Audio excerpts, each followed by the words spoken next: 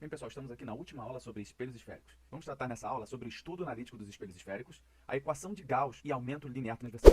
Primeira coisa que eu trago para vocês aqui é essa imagem lá da nossa primeira aula, onde eu demonstrava para vocês o centro de curvatura e o foco, a distância focal. Na ocasião, nós vimos que a distância focal ela é metade da distância do centro de curvatura. Ou seja, se eu tenho a distância do centro até o vértice do espelho, o foco do espelho está posicionado exatamente na metade desse caminho.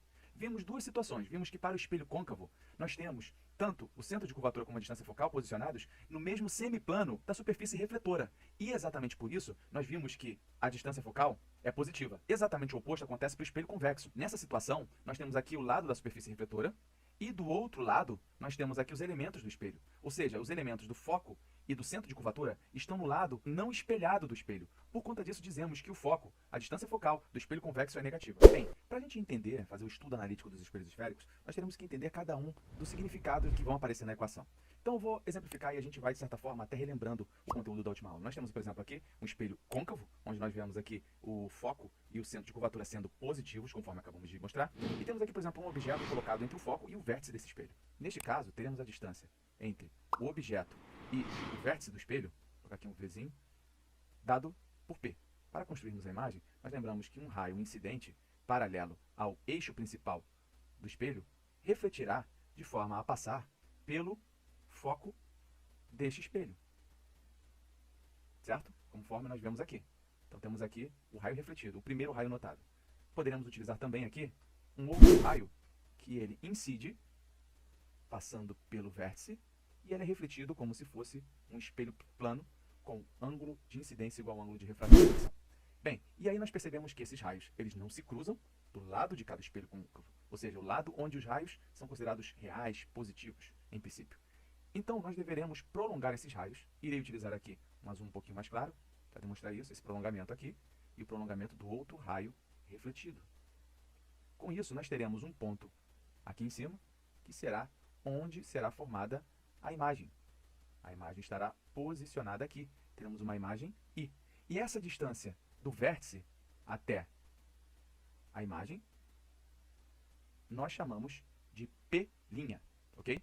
E a partir daí eu apresento para vocês a primeira equação, que é a equação dos pontos conjugados. 1 sobre a distância focal é igual a 1 sobre P mais 1 sobre P'. E eu vou colocar aqui no quadradinho, vai ficar bonitinho para vocês. Fato é, gente, que o inverso da distância focal é igual ao inverso da distância do objeto ao vértice, mais o inverso da distância da imagem ao vértice. Bem, nós já definimos aqui qual será o sinal do foco. Será positivo se estivermos no espelho côncavo e negativo se estivermos no espelho convexo. Na situação apresentada, vemos que, logicamente, o objeto torna-se também positivo. Então, diremos aqui que a distância P será positiva, naturalmente. Mas aí reside a grande dúvida, que vai ser de muitas análises dessas questões. Como iremos definir o sinal de P'? P' vai ser positivo ou negativo? Basicamente, se a imagem ela for real, teremos um P' positivo. Nesse caso, teremos um encontro real dos raios de luz. Já no caso em que P' vai ser negativo, será quando tivermos uma imagem virtual, onde a imagem será formada a partir do prolongamento dos raios. Então é exatamente o que nós temos aqui. Nesse caso aqui, nós temos P' menor que zero.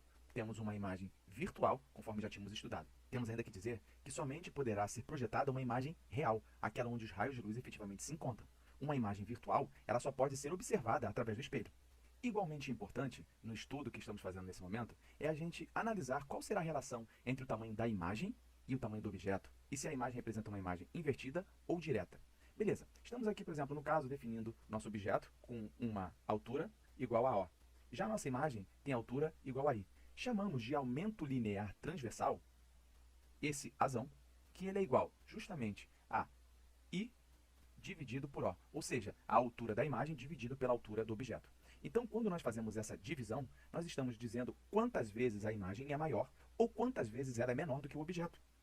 Importante ver nessa relação que se nós tivermos A positivo, nós temos que tanto a imagem quanto o objeto, eles possuem a mesma orientação. Concordam comigo? Então, neste caso, podemos dizer que a imagem ela é direita ou direta.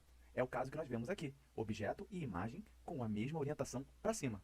Agora, se porventura eu tiver o objeto para cima e vamos simular aqui uma imagem qualquer, uma imagem para baixo, nós teremos aqui uma situação em que os sinais dela são diferentes, fazendo com que essa fração dê um valor negativo. Então, nessa situação, o aumento linear será negativo, e aí poderemos dizer que estamos diante de uma imagem indireta ou invertida. Por fim, verifica-se que esta mesma relação entre o tamanho da imagem e o tamanho do objeto, ela mantém uma relação com aqueles outros pontos que nós acabamos de falar, que é P' e P.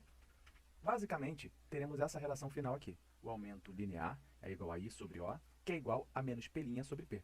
Esse sinal negativo que aparece no P' tem um significado especial. Esse sinalzinho negativo quer dizer que toda vez que nós tivermos uma imagem real, ou seja, com P' maior que zero, justamente pela divergência do sinal aqui nos numeradores, a imagem ela será invertida. Entretanto, se eu tiver uma imagem virtual, ou seja, que P' seja negativo, necessariamente I será positivo, ou seja, I será uma imagem direta. Então, anotem aí, sempre que a imagem for real, a imagem será invertida. Sempre que a imagem for virtual, ela será direta. Dito isso, pessoal, basicamente, tudo que nós precisamos saber para resolver as questões foi dado. A partir de agora, nós iremos trabalhar em cima de questões para que a gente feche completamente a sessão teórica com a sessão prática, que é o que o pessoal costuma reclamar, dizendo que às vezes entende com muito custo a teoria, chega na hora de fazer o exercício e nada faz sentido. Então, espero vocês na próxima aula, que será uma aula de exercícios para a gente tentar praticar tudo aquilo que foi ensinado. Se você gostou do conteúdo, não esqueça de dar o like, compartilhar nas suas redes sociais, se inscrever no canal e assinar notificações. Espero vocês na próxima, um abraço.